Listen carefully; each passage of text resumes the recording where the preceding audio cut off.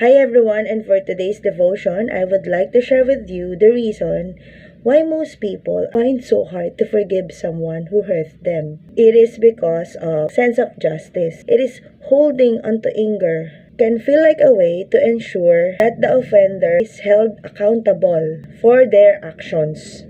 Hindi kita papatawarin kasi dapat magdusa ka sa pananakit na ginawa mo sa akin. Sino ka ba para saktan ako?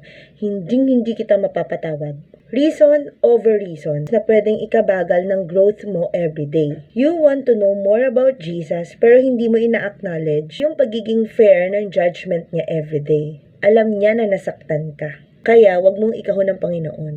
Hayaan mo siyang ipagtanggol ka niya.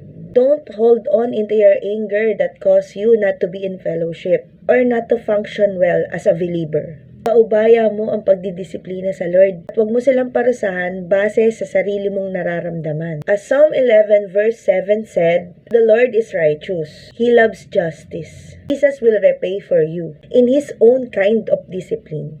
Kaya, matuto ka muna magpatawad ng mga taong nanakit sa'yo. Saka ka bumalik at lumuhod para mag-pray sa Kanya. Soften your heart, kapatid, and let God do the rest.